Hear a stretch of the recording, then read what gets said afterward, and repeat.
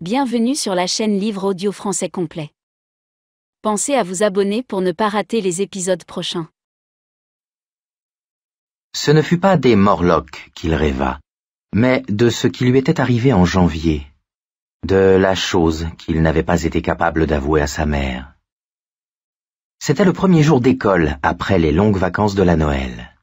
Mrs. Douglas avait demandé un volontaire pour rester après la classe afin de l'aider à compter les livres qui avaient été remis juste avant les vacances. Ben avait levé la main. « Merci, Ben », lui avait dit Mrs. Douglas, en le gratifiant d'un sourire d'un tel éclat qu'il en avait senti la chaleur jusqu'aux orteils. « Lèche-cul » avait soufflé Bowers. C'était l'une de ces journées du Maine comme il y en a de temps en temps, à la fois superbe et terrible. Sans un nuage, avec une lumière qui brûlait les yeux, mais froide à faire peur. Un vent glacial et violent rendait encore plus pénibles les moins 12 degrés qu'affichait le thermomètre.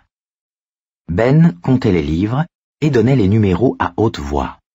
Mrs. Douglas les notait, sans même se soucier de vérifier son travail, ne serait-ce qu'une fois de temps en temps. Puis, ils portèrent tous les deux les volumes dans la salle où on les rangeait, empruntant des couloirs dans lesquels les radiateurs émettaient des claquements rêveurs. L'école avait tout d'abord été bruyante, fracas métallique des portes de casier, cliquetis de la machine à écrire de Mrs. Thomas dans le bureau, sonorité légèrement détonnante de la chorale qui répétait, à l'étage, chuintement des chaussures de sport et martèlement du ballon dans le gymnase où l'on jouait au basket-ball, allant en s'accélérant au fur et à mesure qu'une équipe progressait vers le panier de l'autre. Ces bruits cessèrent peu à peu jusqu'à ce que, une fois en place la dernière rangée de livres, il en manquait un, on n'entendit plus que le claquement des radiateurs, le son léger du balai de M. Fazio, qui répondait de la sciure de bois, et le hurlement du vent à l'extérieur. Ben jeta un coup d'œil par l'unique et étroite fenêtre de la salle des livres et vit que la lumière déclinait rapidement dans le ciel. Il était 4 heures et le crépuscule n'allait pas tarder. Des pans de neige sèche enrobaient les balançoires et le toboggan des petits, et tout était pétrifié par le gel. Il faudrait attendre le dégel d'avril pour que se desserrent ces étaux de glace. Il ne vit personne sur Jackson Street. Il attendit un peu, dans l'espoir de voir au moins une voiture franchir l'intersection Jackson-Witcham, mais en vain. Mis à part Mrs. Douglas et lui-même, tout le monde à Derry aurait pu être mort ou avoir disparu, du moins d'après ce qu'il voyait d'ici. Il jeta un coup d'œil à l'institutrice et se rendit compte, non sans un frisson de terreur, qu'elle ressentait la même chose que lui. Il le devinait à son regard. Il avait quelque chose de profond, pensif et lointain qui n'était pas d'une femme de 40 ans. C'était un regard d'enfant. Elle avait les mains croisées juste en dessous de la poitrine, comme si elle priait. « J'ai la frousse, » pensa Ben, « et elle aussi. Mais de quoi avons-nous peur ?» Il l'ignorait. Puis elle le regarda, eut un rire bref, presque gêné, et dit « Je t'ai gardé trop longtemps, Ben, je suis désolé. »« Ça va très bien, Mrs. Douglas. » Il regarda ses pieds. Il l'aimait bien, pas de ce même amour sans bornes qu'il avait voué à Miss Thibodeau, sa première maîtresse d'école, mais il avait beaucoup d'affection pour elle. « Je t'aurais bien ramené si j'avais su conduire, » reprit-elle. « À moins que tu n'attendes un petit quart d'heure. Mon mari doit passer me prendre et... » « Non, merci madame, je dois être à la maison avant. » Ce n'était pas vrai, mais il éprouvait une curieuse aversion à l'idée de rencontrer Monsieur Douglas. « Ta mère pourrait peut-être... Elle ne conduit pas non plus. Ça ira très bien. Il n'y a qu'1,5 kilomètre de marche. » « Par beau temps, ce n'est rien, mais aujourd'hui... » « Promets-moi d'aller chercher quelqu'un si tu as trop froid, Ben. »« Oh, bien sûr. Je rentrerai chez l'épicier de Costello Avenue et j'irai me chauffer auprès du poêle. Monsieur Gedrow ne dira rien, et puis j'ai mon pantalon matelassé et mon nouveau foulard de Noël. » Mrs. Douglas eut l'air un peu rassurée.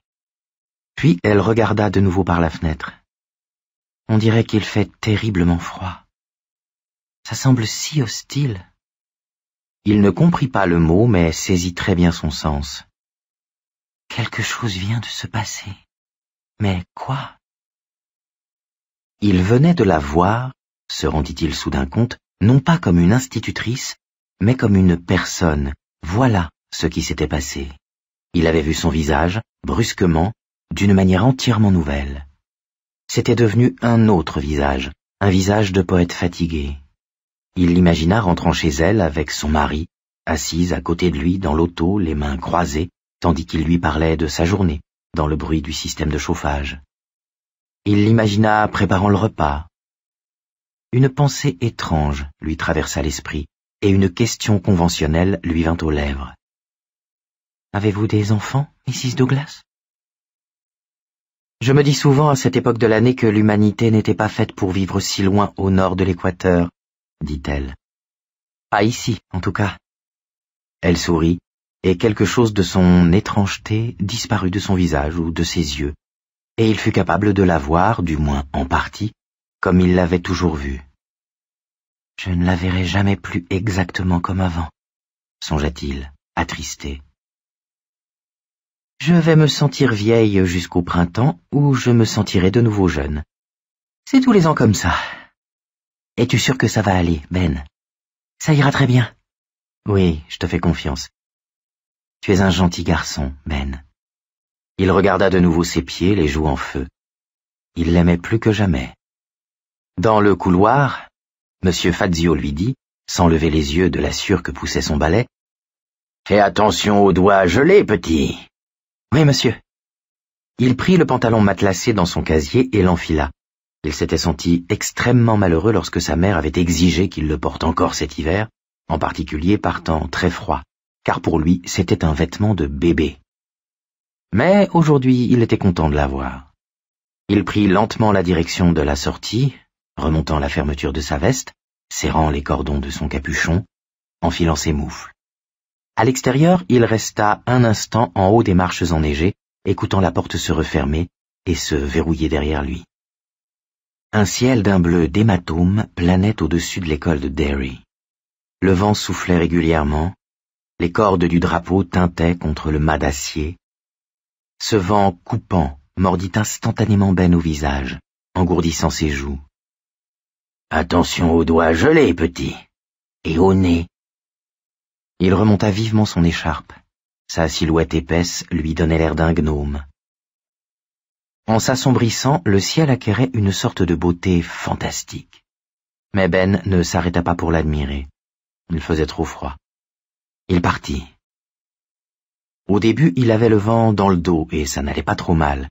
Il semblait même lui donner un coup de main. Mais à Canal Street, il devait tourner à droite, et il se retrouva avec le vent presque de face. Cette fois-ci, il paraissait au contraire l'empêcher d'avancer, comme s'il avait des comptes à régler avec lui. L'écharpe était utile, mais ne suffisait pas. Il avait les yeux douloureux et l'humidité qui perlait de son nez gela. Il sentait ses jambes s'engourdir. À plusieurs reprises, il mit ses mains gantées sous ses aisselles pour les réchauffer. Le vent gémissait, d'une voix plaintive, par moments presque humaine. Ben était à la fois effrayé et excité. Effrayé car du coup il comprenait certaines histoires qu'il avait lues, comme les récits de Jack London sur le Grand Nord dans lesquels des gens mouraient de froid. Il était tout à fait possible de mourir de froid par une telle nuit où le thermomètre allait tomber à -25. Son excitation était plus difficile à expliquer. Elle se fondait sur un sentiment de solitude et avait comme un parfum de mélancolie. Il était dehors. Il passait sur les ailes du vent et personne, derrière les rectangles brillamment illuminés des fenêtres, ne l'apercevait. Tous, à l'intérieur, là où on trouvait lumière et chaleur, ignoraient qu'il passait. Lui seul le savait. C'était comme un secret. L'air en mouvement le brûlait de 1000 piqûres, mais il était propre et sain. Une fumée blanche sortait de son nez en filet bien net. Et lorsque le soleil se coucha, ne laissant qu'une ligne jaune-orange sur l'horizon occidental, et que scintilla l'éclat cruel de diamant des premières étoiles, au-dessus de sa tête, il arriva à la hauteur du canal. Il n'était plus qu'à 3 coins de rue de chez lui maintenant, et il lui tardait de sentir de nouveau les picotements du retour de la chaleur sur son visage et dans ses jambes. Cependant, il s'arrêta. Le canal était gelé entre ses rives de béton, comme un lait de rose pétrifié, la surface craquelée, bosselée et opalescente. Parfaitement immobile, et cependant tout à fait vivant dans la rude pureté de ce faux jour d'hiver, avec sa propre et laborieuse beauté. Ben se tourna dans l'autre direction, vers le sud-ouest, vers les friches mortes. Il avait de nouveau le vent dans le dos et son pantalon ondulait et claquait. Le canal courait tout droit entre les parois de béton sur environ 800 mètres. Puis le béton s'interrompait et la rivière se déversait dans les friches, réduite à cette époque de l'année à un monde squelettique de ronces givrées et de branches dénudées et raides. Une silhouette se tenait sur la glace, en contrebas. Ben l'observa et pensa « Ce doit être un homme que je vois là en bas, mais est-ce possible qu'il soit habillé de cette manière? Non, c'est pas possible. » Le personnage était vêtu de ce qui semblait être un habit argenté de clown blanc, qui ondulait autour de lui dans le vent polaire, et portait des chaussures orange démesurées, assorties aux boutons en forme de pompons de son costume. Il tenait d'une main une poignée de fils, retenant tout un lot de ballons colorés, et lorsque Ben se rendit compte que les ballons flottaient dans sa direction, le sentiment d'irréalité qui l'avait dès l'abord frappé ne fit que s'amplifier. Il ferma les yeux, se les frotta et les rouvrit. Les ballons paraissaient toujours flotter vers lui. Il crut entendre encore une fois la voix de M. Fazio dans sa tête. « Attention au gel !» Ce devait être un mirage ou une hallucination due à quelque mauvais tour que lui jouait le temps. Qu'un homme se tienne ainsi sur la glace était possible, de même qu'il était matériellement possible qu'il soit en tenue de clown. Mais les ballons ne pouvaient pas flotter vers lui, contre le vent. Et c'était pourtant ce qu'il semblait faire. « Ben » l'appela le clown, sur la glace. Ben crut que la voix n'était que dans son esprit, même si ses oreilles l'avaient entendue. « Veux-tu un ballon, Ben ?» Il y avait quelque chose de si diabolique dans cette voix, de si horrible, qu'il eut envie de partir en courant, aussi vite que possible. Mais on aurait dit qu'il avait les pieds soudés au sol, comme les installations du terrain de jeu des petits. « Ils flottent, Ben. Ils flottent tous. Essaye-en un, tu verras. » Puis le clown se mit à marcher sur la glace, se dirigeant vers le pont du canal, sur lequel Ben se tenait. Ben le regarda approcher, sans bouger, comme un oiseau regarde approcher un serpent. Les ballons auraient dû exploser par ce froid intense, et flotter en arrière du clown, en direction des friches, d'où, disait quelque chose au fond de lui-même, cette créature devait provenir. Puis, Ben remarqua autre chose. Alors que les dernières lueurs du jour teintaient le canal en rose, le clown ne projetait aucune ombre, absolument aucune. « Ça te plaira par ici, Ben, » dit le clown. Il était maintenant suffisamment près pour qu'on puisse entendre les cloud, cloud que faisaient ses chaussures marrantes, comme il avançait sur la glace inégale. « Ça te plaira, je te le promets.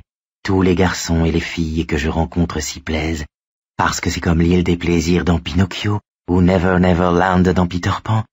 Ils n'ont pas besoin de grandir ici, et c'est ce que veulent tous les enfants. Alors viens, viens voir les paysages.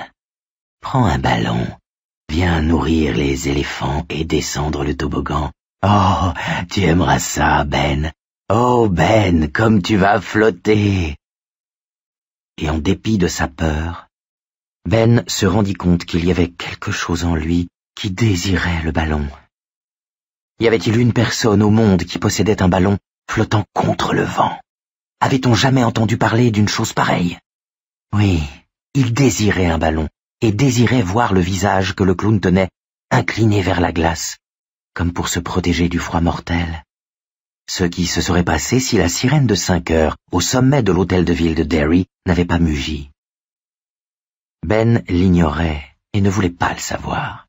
L'important était qu'elle eût mugi, un son comme un pic à glace s'enfonçant dans le froid insoutenable de l'hiver. Le clown releva la tête, comme saisi, et Ben vit son visage. « La momie? Oh mon Dieu, c'est la momie !» fut sa première pensée. accompagné d'un tel sentiment d'horreur qu'il dut étreindre le parapet du pont pour ne pas s'évanouir. Bien sûr, ce n'était pas la momie, ce ne pouvait pas être la momie. Des momies égyptiennes, il y en avait tant qu'on voulait, il le savait, mais sa première pensée avait été qu'il s'agissait de la momie, le monstre poussiéreux joué par Boris Karloff dans ce vieux film qu'il avait vu le mois dernier à la télé. Il s'était même couché très tard pour ça. Non, ça ne pouvait pas être cette momie-là. Les monstres de cinéma n'existent pas. Tout le monde sait cela, même les petits-enfants. Mais ce n'était pas simplement du maquillage, et le clown n'était pas entortillé dans des bandelettes. Il portait bien des bandelettes, surtout autour du cou et des poignets, agités par le vent, mais Ben avait une vue très nette de son visage. Il était profondément creusé de rides, la peau comme un vrai parchemin tout fripé, les joues en loques, les chairs desséchées. Sur le front, la peau était entaillée, mais il n'en coulait pas de sang. Ses lèvres exsangues s'ouvraient, souriantes. Sur une gueule cornaient quelques dents de guingois, comme des pierres tombales. Il avait les gencives grêlées et noires. Impossible de voir ses yeux, mais quelque chose luisait tout au fond des trous charbonneux qu'étaient ses orbites plissées. Quelque chose comme les joyaux glacés que l'on devine aux yeux des scarabées égyptiens. Et en dépit du vent contraire, il lui sembla que lui parvenaient des effluves de cannelle et d'épices, de suaire pourrissant, imprégné de drogues étranges, de sable et d'un sang si vieux qu'il s'était desséché en granules de rouille. « Nous flottons tous en bas », coassa le clown momie. Ben se rendit soudain compte avec horreur que le clown avait atteint, il ne savait trop comment, le pont, et qu'il se tenait maintenant en dessous de lui, tendant une main sèche, déformée d'où pendaient des lambeaux de peau, froufroutant comme des oriflammes, une main qui laissait voir ses os d'ivoire jauni. Un doigt presque entièrement décharné vint effleurer la pointe de sa botte. Sa paralysie prit brusquement fin. Il finit de traverser le pont à toutes jambes, alors que la sirène de 5 heures gémissait encore à ses oreilles. Il était déjà de l'autre côté quand elle s'arrêta. Ce ne pouvait être qu'un mirage. Il fallait que ce fût un mirage. Il était impossible au clown de s'être approché autant pendant les 10 ou 15 secondes où avait retenti la sirène. Mais sa peur n'avait rien d'un mirage, non plus que les larmes brûlantes qui roulaient de ses yeux et gelaient aussitôt sur ses joues. Il courut, ses bottes martelant le trottoir, entendant derrière lui la momie habillée en clown qui se hissait sur le pont, ses ongles grinçant contre le fer, ses antiques tendons crissant comme des gonds rouillés. Il entendait aussi le sifflement aride de sa respiration, son nez chassant un air aussi dépourvu d'humidité que les tunnels enfouis sous la grande pyramide. Il sentait les effluves d'épices sableux, et il savait que d'un moment à l'autre, ses mains aussi dépourvues de chair que les constructions géométriques qu'il édifiait avec son érector 7 allaient descendre sur ses épaules. Elle l'obligerait à se tourner, et il se trouverait face à face avec ce visage ridé et ricanant. La rivière délétère de son souffle allait l'inonder. Les orbites noires aux profondeurs habitées de vagues lueurs s'inclineraient sur lui. La bouche à demi édentée s'ouvrirait, et il aurait ses ballons. Oh oui, tous les ballons qu'il voudrait. Mais quand il atteignit le coin de sa propre rue, en sanglots, le souffle court, le cœur battant la chamade à grands coups dans ses oreilles, quand il osa enfin regarder par-dessus son épaule, il ne vit qu'une rue déserte. Le pont en dos d'âne, avec ses bas-côtés de béton et ses pavés de galets à l'ancienne, était également désert. Il ne pouvait voir le canal lui-même, mais quelque chose lui dit qu'il devait être aussi désert. Non, si la momie n'avait pas été une hallucination ou un mirage, sans doute l'attendait-elle sous le pont, comme le loup guette le petit chaperon rouge. Ben se dépêcha de regagner la maison, regardant derrière lui tous les 3 ou 4 pas, jusqu'au moment où il referma et verrouilla la porte. Il expliqua à sa mère, qui était si fatiguée d'une journée particulièrement pénible à la filature qu'à la vérité il ne lui avait guère manqué, qu'il avait aidé Mrs. Douglas à compter les livres. Puis il se mit à table, où l'attendait un repas de nouilles, agrémenté des restes de dinde du dimanche précédent. Il en dévora 3 assiettes. À chacune, la momie paraissait s'éloigner et se brouiller davantage. elles n'étaient pas réelles. Ces choses-là ne sont jamais réelles. Elles n'accèdent à l'existence qu'entre les pubs des programmes de nuit de la télé ou le samedi en matinée au cinéma. Là, avec un peu de chance, on avait droit à 2 monstres pour 25 cents et, avec un quarter de plus, à tout le pop-corn qu'on était capable d'avaler. Non, ils n'avaient aucune réalité. Les monstres de la télé, du cinéma et des BD n'étaient pas réels. Du moins jusqu'au moment où l'on allait au lit, sans pouvoir dormir. Jusqu'au moment où étaient sucés jusqu'au dernier les 4 bonbons que l'on avait placés sous son oreiller contre les sortilèges de la nuit. Jusqu'au moment où le lit lui-même se transformait en un lac de rêves méphitiques, tandis qu'au dehors hurlait le vent et que l'on redoutait de regarder vers la fenêtre, de peur d'y voir un visage, un ancien visage ricanant, qui n'aurait pas pourri mais se serait desséché comme une feuille, les yeux réduits à 2 diamants enfoncés au plus creux d'orbites ténébreuses. Jusqu'au moment où l'on voyait une main noueuse comme une patte de rapace tenant un lot de ballons. Viens voir les paysages. Prends un ballon. Viens nourrir les éléphants et descendre le toboggan, Ben. Oh, Ben, comme tu vas flotter! Ben s'éveilla en sursaut, haletant, encore plein du rêve de la momie, pris de panique dans l'obscurité qui vibrait toute proche autour de lui. Du coup, la racine ne le soutint plus et lui rentra une fois de plus dans le dos, comme si elle était exaspérée. Il aperçut de la lumière et se précipita vers elle. Il surgit en rampant dans le soleil de l'après-midi, retrouva le babil de la rivière, et tout se remit en place. C'était l'été, et non pas l'hiver. La momie ne l'avait pas entraîné au fond de sa crypte solitaire. Ben s'était simplement mis à l'abri des voyous dans un trou sablonneux, sous un arbre à demi déraciné. Il se trouvait dans les friches. Henry et ses acolytes, incapables de flanquer à Ben la raclée spectaculaire promise, s'étaient vengés de façon minable sur 2 gosses qui jouaient au bord de la rivière. « Salut les mômes! Un vrai barrage de bébés, croyez-moi! Vous êtes mieux sans qu'avec !»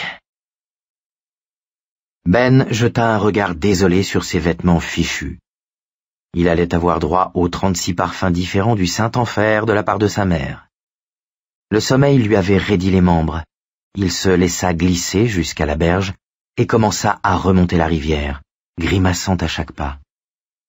Il n'était qu'une pelote de douleur et d'élancement, et on aurait dit qu'à chaque mouvement, tous ses muscles pilaient du verre cassé. La moindre parcelle de peau exposée était recouverte de sang séché ou en train de sécher. Il se consola à l'idée que les constructeurs du barrage auraient sans doute disparu. Il ignorait combien de temps il avait dormi, mais la rencontre avec Henry et ses amis avait certainement convaincu Denbrough et son copain que n'importe quel autre endroit, Tombouctou par exemple, valait mieux pour leur santé. Ben continuait à se traîner, broyant du noir, non sans se dire que si les voyous réapparaissaient maintenant, il n'aurait aucune chance de les distancer. À peine s'en souciait-il. Il déboucha d'un coude que faisait la rivière et s'immobilisa, aux aguets. Les constructeurs du barrage, en fait, étaient toujours là. L'un des 2 était bien Bill Denbrough. Il se trouvait agenouillé à côté de l'autre garçon adossé à la rive, en position assise. Ce dernier avait la tête tellement rejetée en arrière que sa pomme d'Adam ressortait comme une bosse triangulaire. Il avait du sang séché sous le nez, sur le menton et jusque dans le cou. Il tenait un objet mollement dans une main. Bill le Bègue se redressa vivement et aperçut Ben qui se rendit aussitôt compte que quelque chose n'allait pas du tout chez le garçon adossé à la berge. Manifestement, Denbrough était mort de frousse. « Est-ce que ça va jamais finir ?» se dit-il pitoyablement. « Je me demandais si tu pourrais m'aider, » fit Bill Denbrough. « Son inhalateur est vide. Il est peut-être... » Son visage se raidit, devint tout rouge. Il se battait avec le mot, bafouillant comme une mitrailleuse. De la salive jaillit de ses lèvres et il lui fallut au moins 30 secondes de « avant que Ben prît conscience qu'il voulait dire que l'autre garçon était mourant. Chapitre 5. Bill Denbrough, plus fort que le diable. Bill Denbrough pense « Je suis presque un voyageur de l'espace. Je pourrais tout aussi bien me trouver à l'intérieur d'un obus tiré par un canon. » Bien qu'elle soit parfaitement exacte, cette réflexion, estime-t-il, n'a rien de réconfortant. En fait, pendant toute l'heure qui a suivi le décollage du Concorde de Heathrow, un vrai démarrage de fusée, il a dû faire face à une légère attaque de claustrophobie. L'avion est étroit, désagréablement étroit. Le repas est presque parfait, mais les hôtesses doivent se contorsionner, se plier et s'accroupir pour faire leur travail. On dirait une troupe de gymnastes. Être témoin de leurs difficultés lui enlève une partie du plaisir qu'il éprouve à manger, même si son voisin de siège semble n'en avoir cure. Ce voisin de siège ne fait rien pour arranger les choses. Il est gros, et pas particulièrement propre. Il sait peut-être renverser une bouteille d'eau de toilette Ted Lapidus sur la tête, mais Bill détecte, en dessous, une odeur de sueur et de crasse qui ne trompe pas. Son coude gauche ne paraît pas non plus lui poser beaucoup de problèmes. Il ne se gêne pas pour l'enfoncer de temps en temps dans les côtes de Bill. Ses yeux sont sans cesse attirés par le cadran numérique à l'avant de la cabine. Il indique la vitesse à laquelle se propulse ce boulet franco-anglais. Le Concorde vient d'atteindre sa vitesse de croisière, un peu au-dessus de Mach 2. Bill, à l'aide de la pointe de son stylo, fait des opérations sur la montre à calculette qu'Audra lui a offerte pour la Noël. Si l'appareil est juste, Bill n'a strictement aucune raison d'en douter, il fonce donc à la vitesse de 28 km à la minute. Il n'est pas sûr d'être content de le savoir. Par le hublot, aussi petit et épais que celui des vieilles capsules spatiales Mercury, il voit un ciel non pas bleu, mais dans les tons crépusculaires du soir, alors qu'on est au milieu de la journée. Au point où ciel et mer se rencontrent, il devine une légère courbure. « Me voilà donc assis, ici, » songe Bill, un Bloody Mary à la main et coudoyé par un gros type crasseux en train d'observer la courbure de la Terre. Il a un léger sourire à l'idée qu'un homme capable de faire face à quelque chose comme ça ne devrait avoir peur de rien. N'empêche, il a peur, et pas simplement de voler à 28 km à la minute dans cette étroite et fragile coquille. Il a presque l'impression de sentir Derry se précipiter sur lui. Telle est bien l'expression qui convient. 28 km à la minute ou pas, il éprouve la sensation d'être parfaitement immobile, tandis que Derry se jette sur lui, comme un énorme carnivore, resté tapi pendant très longtemps et qui viendrait de jaillir de sa cachette. Derry. Haha. Derry. Écrirons-nous une ode à Derry? Chanterons-nous la puanteur de ses manufactures et de ses rivières? Le calme digne de ses rues aux arbres bien alignés, sa bibliothèque, son château d'eau, Bassett Park, son école élémentaire, les friches mortes. Des lumières s'allument sous son crâne, des projecteurs puissants, comme s'il était resté assis 27 ans dans l'obscurité d'un théâtre, à attendre que quelque chose se passe, et que finalement, le spectacle commença. Les projecteurs qui s'allument révèlent peu à peu la scène, qui n'est pas celle de quelque innocente comédie, comme Arsenic et vieille dentelle. Aux yeux de Bill Denbrough, il s'agirait plutôt du cabinet du docteur Caligari. Toutes ces histoires que j'ai écrites, pense-t-il, avec un amusement qu'il juge stupide. Tous ces romans, c'est de Derry qu'ils viennent. Derry en est la source. Ils ont tous pour origine les événements de cet été-là, et ce qui était arrivé à George le précédent automne. À tous ces journalistes qui n'arrêtent pas de me poser la question, je donne une réponse fausse. Le coude de son gros voisin vient une fois de plus de le heurter, et il renverse une partie de son verre. Bill a envie de protester, mais finalement s'abstient. La question, bien sûr, est « Où trouvez-vous vos idées ?» Bill imagine que tous les écrivains de fiction doivent y répondre, ou faire semblant, au moins 2 fois par semaine. Mais un type comme lui, qui gagne sa vie en écrivant des choses qui n'ont jamais eu et n'auront jamais la moindre espèce d'existence, doit s'en expliquer, ou faire semblant, bien plus souvent encore. Tous les écrivains ont un branchement qui plonge dans leur inconscient, leur répond-il, omettant d'ajouter qu'ils doutent chaque année un peu plus d'une chose comme l'inconscient. Mais l'homme ou la femme qui écrit des histoires d'horreur est peut-être branché encore plus loin, dans une espèce de sous-inconscient, si vous préférez.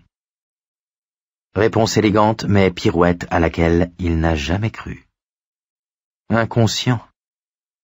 Certes, il y a bien quelque chose comme ça, mais Bill estime que l'on fait beaucoup trop d'histoires à propos d'une fonction qui n'est probablement que l'équivalent mental des larmes lorsque l'on a une poussière dans l'œil, ou des gaz une heure après un repas trop copieux. La seconde métaphore est sans doute la meilleure des deux, mais il est difficile de répondre aux intervieweurs qu'en ce qui le concerne, tout ce qui est rêve, désir vague et sensation de déjà-vu se réduit à rien de plus qu'un chapelet de paix mentaux. Ils paraissent toutefois avoir besoin de quelque chose, tous ces malheureux journalistes, avec leurs carnets de notes et leurs petits magnétophones japonais. Et Bill ne demande qu'à les aider du mieux possible. Il sait combien écrire est un boulot difficile, un boulot sacrément difficile. Inutile de leur rendre la tâche plus pénible en leur répondant « Mon ami, vous pourriez tout aussi bien me demander qui a cassé le vase de Soissons et vous ne seriez pas plus avancé. » Il pense maintenant « Tu as toujours su qu'il posait la mauvaise question, même avant l'appel de Mike. Maintenant, tu connais aussi la bonne question. Elle n'est pas « d'où tirez-vous vos idées » mais « pourquoi avez-vous ces idées ?» Le branchement existe bien, mais ce n'est pas de l'inconscient freudien ou jungien qu'il sort. Ce n'est pas d'un système d'égout mental qu'il s'agit, ni d'une caverne souterraine pleine de morlocks attendant de faire leur apparition. Il n'y a rien d'autre à l'autre bout du branchement que Derry. Simplement Derry. Et qui heurte si fort à ma porte? Il sursaute et se retrouve tout droit sur son siège. Et c'est son coude, cette fois-ci, qui va s'enfoncer un instant dans les côtes du gros voisin. « Faites attention, l'ami, » dit le gros homme. « Les places ne sont pas larges ici. Vous arrêtez de me cogner avec le vôtre et j'essaierai d'arrêter de vous cogner avec le mien. » Le gros homme lui lance un regard outré et incrédule. « Mais de quoi parlez-vous donc ?» Et Bill se contente de le soutenir jusqu'à ce que l'autre détourne les yeux en grommelant. « Qui est ici? Qui heurte si fort à ma porte ?» Il regarde de nouveau par le hublot et pense « On est plus fort que le diable. » Il sent se hérisser les poils de ses bras et de sa nuque. Il descend en une fois le reste de son verre. Un autre projecteur vient de s'allumer. Silver, sa bicyclette, ainsi baptisée du nom du cheval du ranger solitaire, une grande chouine de 72 centimètres de haut. « Tu vas te tuer sur cet engin, Billy », lui avait fait remarquer son père, sans inquiétude véritable dans la voix. Depuis la mort de George, plus grand-chose ne l'inquiétait. Avant, il était dur, juste mais dur. Après, on pouvait faire à peu près ce qu'on voulait. Il prenait des attitudes paternelles, tenait des propos paternels, mais ça n'allait pas plus loin. C'était comme s'il avait en permanence l'oreille tendue vers la porte, s'attendant à l'arrivée de George. Bill l'avait vue dans la vitrine du marchand de cycles, sur Center Street. Elle était inclinée, toute triste sur sa béquille, plus grande que toutes les autres en montre, sans couleur, là où les autres étaient éclatantes, avec des courbes, là où les autres étaient droites, et vice-versa. Un panneau appuyé à la roue avant annonçait « Occasion, faites-nous une proposition ». En réalité, ce n'est pas ce qui s'était passé. Lorsque Bill entra dans le magasin, c'est le patron qui avança un chiffre, que Bill accepta.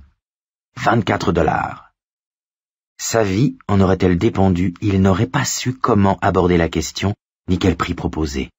24 $, ça lui paraissait très honnête, presque généreux. Il paya avec l'argent qu'il économisait depuis 7 ou 8 mois, celui de son anniversaire, de la Noël, celui reçu pour passer la tondeuse. Il la fit rouler jusqu'à la maison dès que la neige commença à fondre pour de bon. C'était tout de même curieux. Il n'y a pas un an, l'idée d'acheter une bicyclette ne lui serait pas venue à l'esprit. Or, c'était ce qui s'était passé. Elle lui était venue soudain à l'esprit. Peut-être au cours de l'une de ces interminables journées, après la mort de George, après son assassinat. Au début, Bill faillit bien se tuer. Son premier essai se termina par une chute volontaire pour éviter de rentrer de plein fouet dans la barrière qui terminait Lossus Lane. Ce n'était pas tant la barrière qui l'avait impressionné que l'idée que de l'autre côté, les friches ne se trouvaient qu'à 20 mètres en contrebas. Il revint de la balade avec une estafilade de 20 centimètres de long entre le poignet et le coude de son bras gauche. Une semaine plus tard à peine, il n'avait pas pu freiner à temps et avait franchi le carrefour de Witcham et Jackson à 50 à l'heure environ, gamin juché sur un mastodonte gris. Il fallait une imagination hors du commun pour voir Silver couleur argent malgré son nom, les cartes à jouer fixées à la fourche crépitant comme des mitrailleuses contre les rayons. Une voiture serait-elle arrivée, c'en eût été fini de lui, comme Georgie. Au fur et à mesure que le printemps avançait, il apprit peu à peu à maîtriser Silver. Ni son père ni sa mère, pendant cette époque, ne s'aperçurent qu'il courtisait la mort sur son engin. Il se fit la réflexion qu'il ne leur avait fallu que quelques jours pour qu'ils cessent de remarquer la bicyclette. Pour eux, ce n'était qu'une relique à la peinture écaillée appuyée au mur du garage les jours de pluie. Silver était cependant bien davantage qu'une relique rouillée. Elle n'avait l'air de rien, mais elle filait pourtant comme le vent. L'ami de Bill, son seul véritable ami, était un gosse du nom d'Eddie Casbrack, qui se défendait bien en mécanique. Il avait montré à Bill comment maintenir Silver en bon état, les boutons à resserrer régulièrement, les pignons à huiler, comment tendre la chaîne et réparer un pneu crevé. « Tu devrais la repeindre », lui avait suggéré une fois Eddie, mais Bill n'y tenait pas. Pour des raisons qu'il n'arrivait même pas à s'expliquer à lui-même, il voulait conserver la chouine dans l'état où il l'avait trouvée. Elle avait vraiment l'air d'un chien crotté, la bicyclette qu'un gamin insouciant laisserait sur la pelouse, sous la pluie, un engin plein de jeux, de grincements et de frictions anormales. Elle avait peut-être l'air d'un chien crotté, mais elle filait comme le vent. Elle battrait le diable, dit-il à haute voix, se mettant à rire. Son gros voisin lui jette un regard inquisiteur. Son rire a eu cette note stridente qui a fichu la trouille à Audra le matin même. Oui, elle avait l'air d'un tas de ferraille avec sa peinture écaillée, son porte-bagages démodé et son antique trompe à poire en caoutchouc noir, laquelle était définitivement soudée au guidon par un boulon rouillé de la taille d'un poing de bébé. Ouais, un sacré tas de ferraille. Si Silver filait, et comment, Seigneur! Et c'était tant mieux, car Silver lui avait sauvé la vie fin juin 1958, la semaine qui avait suivi celle où il avait rencontré Ben Hanscom pour la première fois, quand avec Ben et Eddie, ils avaient construit le barrage. Celle aussi où non seulement Ben, mais Richie Tozier, la grande gueule, et Beverly March avaient fait leur apparition dans les friches après la séance de cinéma du samedi après-midi. Il avait Richie derrière lui, assis sur le porte-bagages, le jour où Silver lui avait sauvé la vie. Il supposait donc que la bicyclette avait aussi sauvé la vie de Richie. Il se souvenait également de la maison d'où il s'était enfui. Et comment? Il s'en souvenait parfaitement. La foutue maison sur Neibolt Street. Il avait pédalé pour être plus fort que le diable ce jour-là. Oh oui, faut pas croire. Un diable avec des yeux aussi brillants que de vieilles pièces de monnaie. Un vieux diable hirsute, la bouche pleine de dents sanguinolentes. Si ce jour-là, Silver lui avait sauvé la vie, ainsi qu'à Richie, elle avait peut-être également sauvé celle d'Eddie, le jour où il avait rencontré Ben, à côté des restes de leur barrage dispersés à coups de pied au cœur des friches. Henry Bowers, qui avait l'air de sortir d'une poubelle, avait donné un coup de poing sur le nez d'Eddie, lequel avait été pris d'une violente crise d'asthme et s'était retrouvé avec son inhalateur vide. Et Silver avait été la planche de salut, ce jour-là, oui. Bill Denbrough, qui n'est pas monté sur une bicyclette depuis près de 27 ans, regarde par le hublot d'un avion qui, en 1958, lui aurait paru relever de la pure science-fiction. « Yahoo, Silver, en avant !» pense-t-il. Et voici qu'il doit fermer les yeux, sous le picotement soudain des larmes. Qu'est-ce que Silver est devenu? Il ne s'en souvient plus. Cette partie de la scène est encore dans le noir. Le projecteur qui doit l'éclairer n'a pas encore été allumé. Peut-être n'est-ce pas plus mal. Peut-être est-ce un délai de grâce. Yahoo! Yahoo, Silver! Yahoo, Silver! En avant! Cria-t-il. Le vent emporta les mots par-dessus son épaule, comme une écharpe de crêpe ondulante. Sonores et puissants, ils jaillissaient comme un rugissement de triomphe, le seul qu'il lança jamais. Debout sur les pédales, il descendait vers le centre-ville, par Kansas Street, prenant de la vitesse. Lentement, tout d'abord. Une fois lancé, Silver roulait, mais la lancée n'était pas une mince affaire. Voir cette grande bicyclette grise prendre de la vitesse était comme le spectacle d'un gros avion s'élançant sur la piste. On a l'impression que jamais l'énorme engin, avec son lent dandinement, ne sera capable de quitter le sol. L'idée paraît absurde. Puis, on aperçoit son ombre en dessous. À peine a-t-on le temps d'en prendre conscience qu'elle s'amenuise, se perd vers l'arrière et que l'appareil est en l'air, aussi élégant et gracieux que le rêve d'un esprit satisfait.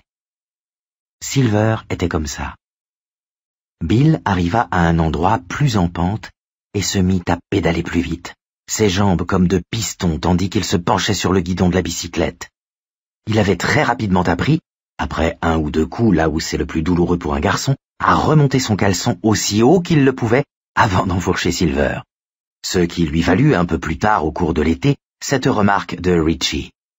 Ça, c'est parce que Bill se dit qu'il pourrait avoir envie d'être papa plus tard.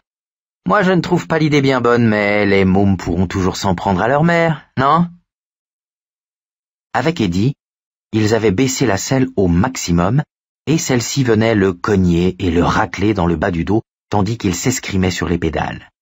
Une femme qui arrachait les mauvaises herbes de son jardin s'abrita les yeux du soleil pour le regarder passer, avec un léger sourire. Sur sa grande bécane, le garçon lui rappelait un singe qu'elle avait vu une fois juché sur un monocycle au cirque Barnum. « Il est bien fichu de se tuer, » se dit-elle, revenant à son jardin. « Ce vélo est trop grand pour lui. » Mais ce n'était pas son problème. Bill avait eu assez de bon sens pour ne pas discuter avec les trois voyous quand ils avaient surgi des buissons, l'air aussi mauvais que des chasseurs sur la piste d'un gibier qui aurait déjà amoché l'un des leurs. Eddie avait en revanche imprudemment ouvert la bouche et Henry Bowers s'était défoulé sur lui. Bill n'ignorait pas qui ils étaient. Henry, Huggins et Victor, les trois pires chenapans de l'école de Derry. Ils avaient déjà donné quelques corrections à Richie Tosier, avec qui Bill entretenait des rapports amicaux. De son point de vue, c'était en partie la faute de Richie, que l'on n'avait pas surnommé la grande gueule pour rien. En avril dernier, Richie avait un jour lancé une remarque sur leur col, tandis que le trio passait dans la cour. Ces cols étaient relevés, exactement comme ceux de Vic Morrow, dans Graines de violence. Bill, assis à proximité contre un mur, à lancer des billes sans conviction, n'avait pas tout saisi, pas plus que Henry et ses amis, et en avait cependant assez entendu pour se tourner vers Richie. Peut-être avait-il cru s'exprimer à voix basse, sauf que s'exprimer à voix basse lui était à peu près impossible. « Qu'est-ce que t'as dit, binoclard » s'enquit Victor. « J'ai rien dit » répondit Richie. Ce désaveu, joint à l'expression de détresse qui se peignit sur son visage, aurait pu mettre un terme à l'incident. Malheureusement, la bouche de Richie était comme un cheval mal dressé qui bronche sans raison, et il ajouta tout soudain « Tu devrais un peu te déboucher les oreilles, le balèze. Besoin d'explosifs ?» Ils étaient restés un instant à le regarder, incrédules, puis s'étaient jetés sur lui. Bill Lebègue avait suivi la poursuite inégale de son début à son inévitable conclusion, toujours adossé au même mur. Inutile de s'en mêler. Ces trois tordus ne seraient que trop contents de flanquer deux raclées pour le prix d'une.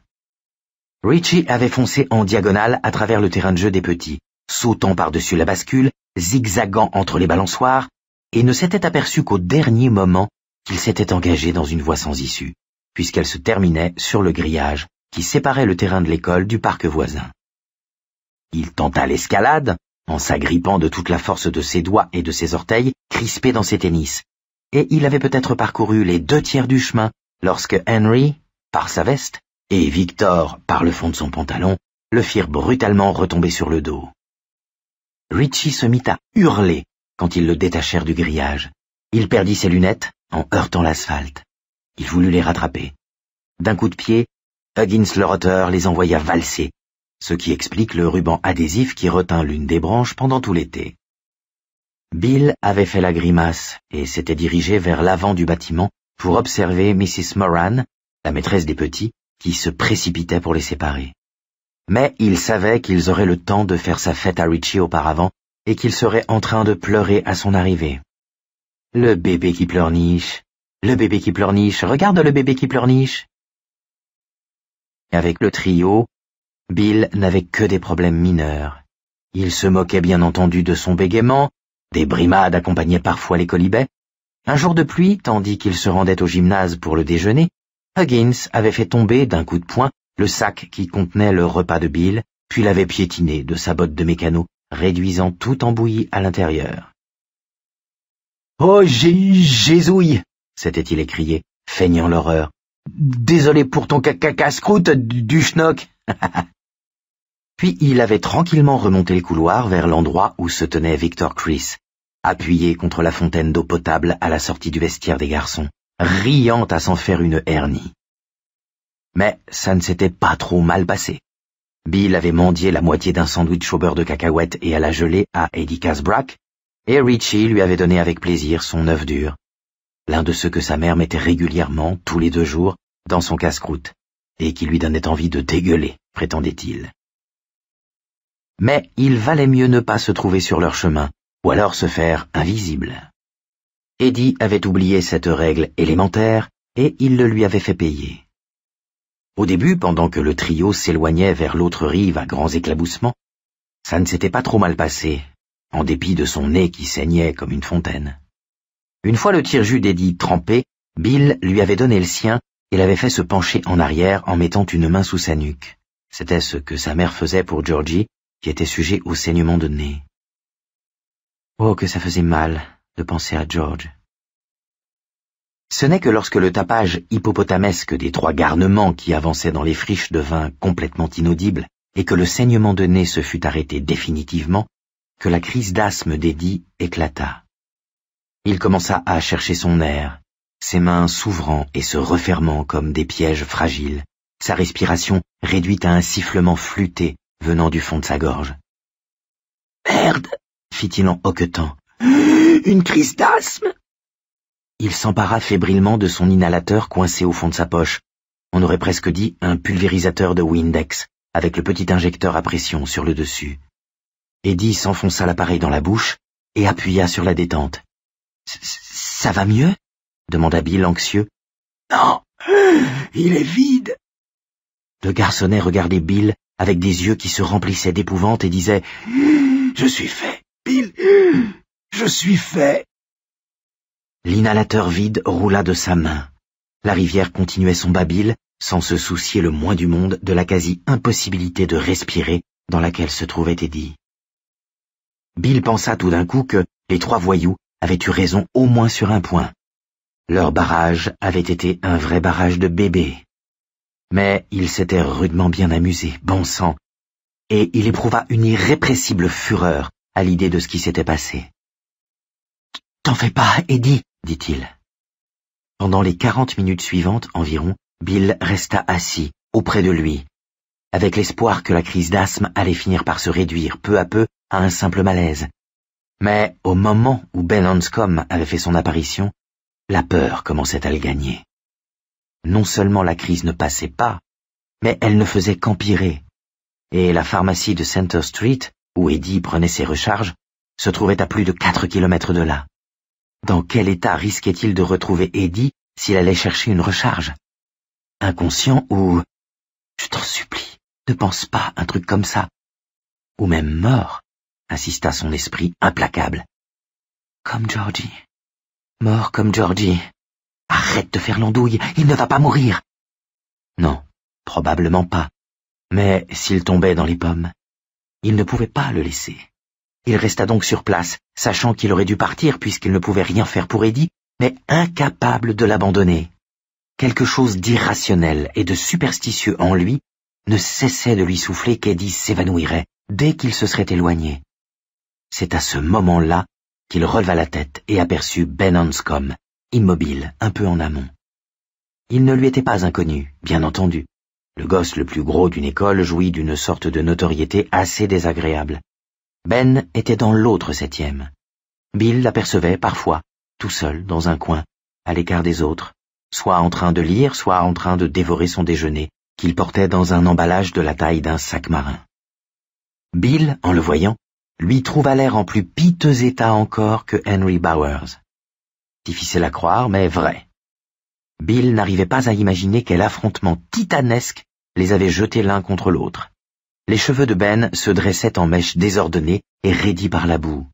Son survêt, ou son sweatshirt, le vêtement était impossible à identifier et de toute façon ça n'avait plus d'importance, se trouvait réduit à l'état de serpillière, imprégné d'un mélange répugnant de sang, d'herbe écrasée et de terre.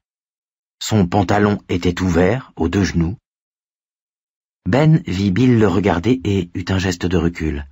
L'inquiétude se lisait dans ses yeux. « Ne pars pas !» lui cria Bill, levant les mains, paume en l'air, pour montrer qu'il était inoffensif. « Il a besoin d'aide !» Ben se rapprocha, l'air toujours aussi méfiant. Il marchait comme si l'une de ses jambes lui faisait souffrir le martyre. « Est-ce qu'ils sont partis, Bowers et les autres ?»« Oui. Écoute, peux-tu rester avec mon ami pendant que je vais chercher son médicament? Il a de l'asthme ?» Il acquiesça. Ben remonta les ruines du barrage et vint s'agenouiller à côté d'Eddie avec une grimace de douleur. Le garçon était toujours allongé, les yeux presque fermés, sa poitrine se soulevant péniblement. « Qui l'a battu ?» demanda finalement Ben. Il leva les yeux, et Bill y lut la même colère de frustration qu'il avait lui-même ressentie peu auparavant. « C'est Henry Bowers ?» Bill acquiesça. « Tu m'étonnes. Bien sûr, vas-y, je vais rester avec lui. »« Merci. »« Oh, ne me remercie pas. C'est à cause de moi qu'ils vous sont tombés dessus. Pars, dépêche-toi, il faut que je sois à la maison avant 6 heures. » Bill partit sans rien ajouter. Il aurait aimé pouvoir dire à Ben qu'il n'y était pour rien, que ce n'était pas plus sa faute que ce n'était celle d'Eddie qui avait protesté stupidement.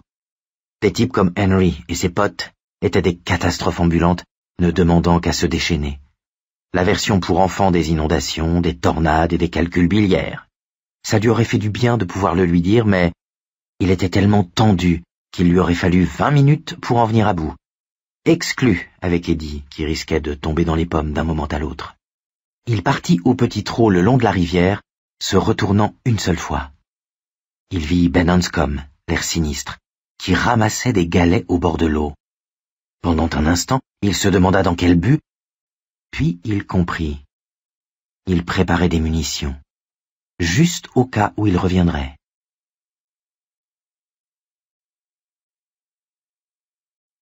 Les friches n'avaient plus de mystère pour Bill.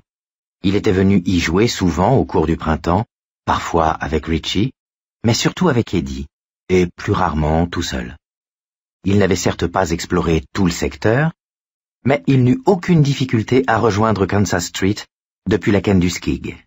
Il aborda la rue à l'endroit où un pont de bois enjambait l'un des multiples ruisseaux sans nom qui faisaient partie du système de drainage de Derry et allait se jeter en contrebas dans la rivière. Silver était remisé sous ce pont, accroché à un pilier par une corde passée sous le guidon et la selle pour que ses roues ne soient pas dans l'eau. Bill défit la corde, la fourra dans sa chemise et traîna Silver jusqu'à la rue à la force des bras, suant et soufflant, non sans perdre l'équilibre par 2 fois. Finalement, il arriva en haut. Il enfourcha l'engin et, comme toujours, une fois qu'il fut debout sur les pédales de Silver, il devint quelqu'un d'autre. « Yahoo, Silver, en avant !» Le cri sortit de sa bouche, un ton plus grave que d'habitude. C'était presque la voix de l'homme qu'il allait devenir. Silver prit lentement de la vitesse, son accélération marquée par le crépitement de plus en plus frénétique des cartes à jouer contre les rayons. Debout sur les pédales, Bill tenait le guidon par le dessous, poigné vers le haut, et avait l'air d'un homme qui tente de soulever des haltères prodigieusement lourds. À son cou, les tendons saillaient. Des veines pulsaient à ses tempes.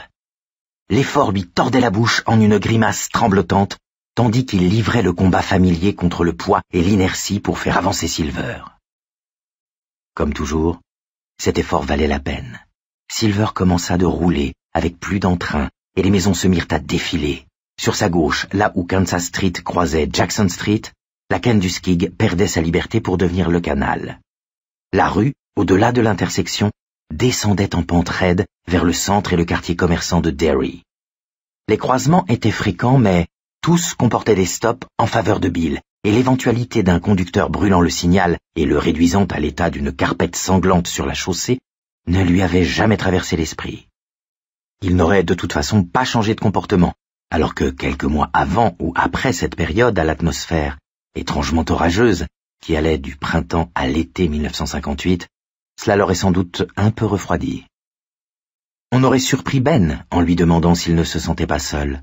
On aurait pareillement surpris Bill en lui demandant s'il ne flirtait pas d'un peu trop près avec la mort. Toujours est-il que ces descentes de Kansas Street ressemblaient de plus en plus à une charge de kamikaze au fur et à mesure que le temps se réchauffait. Bill se lança dans cette portion en pente de Kansas Street à pleine vitesse, courbé sur le guidon de Silver pour diminuer la résistance au vent, une main posée sur la poire de caoutchouc craquelée de sa corne pour avertir les distraits, ses cheveux roux ondulant derrière lui. Le cliquetis des cartes s'était transformé en un grondement régulier, et la grimace d'effort en un immense sourire niais. À sa droite, les maisons avaient laissé la place à des bâtiments commerciaux, entrepôts, usines de conditionnement de viande pour la plupart, dont l'image était brouillée par la vitesse, terrifiant mais satisfaisant. Sur sa gauche, le canal scintillait au coin de son œil. « Yahoo! Silver, en avant !» cria-t-il triomphalement. Silver vola par-dessus le premier dos d'âne, et ses pieds lâchèrent les pédales, comme presque toujours à cet endroit. En roue libre, il était maintenant entièrement à la merci de l'ange gardien, quel qu'il fût, que Dieu avait désigné pour protéger les petits garçons. Il fit une embardée à 60 km à l'heure, 20 de plus que la vitesse autorisée. Tout était oublié. Son bégaiement, le regard vide de son père en train de tourner en rond dans l'atelier du garage, la poussière qui s'accumulait sur le piano toujours fermé de sa mère, qui ne l'avait plus touché depuis les 3 hymnes méthodistes qu'elle avait joués lors des funérailles de Georgie.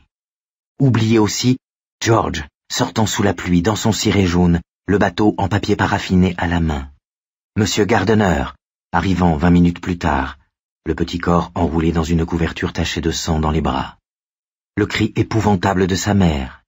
Derrière lui tout ça, il était l'éclaireur solitaire, il était John Wayne, il était qui il voulait, et non pas un gosse qui chialait, avait peur, et appelait sa maman.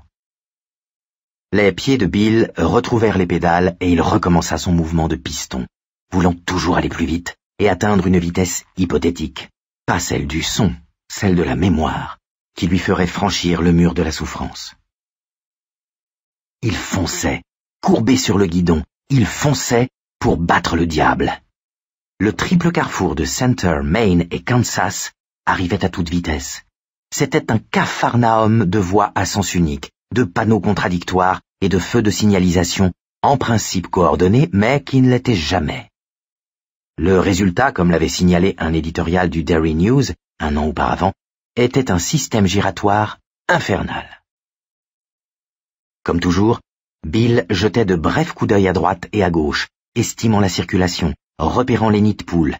S'il se trompait, s'il bégayait, en somme, il risquait rien moins que de se tuer. Il fonça comme une flèche dans le trafic ralenti du carrefour encombré, brûla un feu rouge et vira sèchement à droite pour éviter une buick qui se traînait. Un coup d'œil ultra bref par-dessus l'épaule pour s'assurer que la voie du milieu était libre, et il s'aperçut que dans environ 5 secondes, il s'écraserait contre l'arrière d'une camionnette qui venait de s'arrêter carrément en plein croisement, tandis que son conducteur, un papy à la Eisenhower, se tordait le cou pour déchiffrer les panneaux, se demandant s'il n'allait pas se retrouver à Miami. À la droite de Bill, un quart de la ligne Bangor-Derry occupait la voie. Il n'en obliqua pas moins dans cette direction et franchit la brèche entre les deux gros véhicules à quelque 60 à l'heure. À l'ultime seconde, il détourna la tête d'un mouvement sec de soldats qui défilent dans l'enthousiasme pour éviter que le rétroviseur droit de la camionnette ne lui redessine la mâchoire. Les émanations brûlantes du diesel lui incendièrent la gorge comme une giclée d'alcool. Il entendit un grincement suraigu. Le guidon venait de tirer un trait bien droit dans l'aluminium du car. À peine aperçut-il le chauffeur, un visage blanc sous la casquette de la compagnie, qui agitait un poing menaçant et lui criait quelque chose. Certainement pas bon anniversaire. Le pire, ou si l'on préfère, le meilleur du trajet, se trouvait maintenant derrière lui. L'éventualité de sa propre mort s'était présentée à lui à plusieurs reprises, et il avait été capable de regarder ailleurs. Le car ne l'avait pas écrasé, il ne s'était pas tué. Il n'avait pas écrasé les 3 vieilles dames un instant plus tard, avec leur sac de commission et leur chèque de la sécurité sociale. Il ne s'était pas aplati sur le haillon arrière de la camionnette de l'oncle Eisenhower. Et il l'attaquait la côte suivante, perdant de la vitesse comme saigne un blessé. Mais avec ce sang-là, il perdait autre chose que l'on aurait pu appeler désir, au fond. Le rattrapaient les pensées et les souvenirs. « Hé, Bill, on t'avait un instant perdu de vue, mais nous revoilà. » Qui grimpait sur lui, bondissait dans ses oreilles et s'élançait dans sa tête comme des mômes sur des luges. Il les sentait s'installer, à leur place habituelle, leur petit corps fiévreux se bousculant.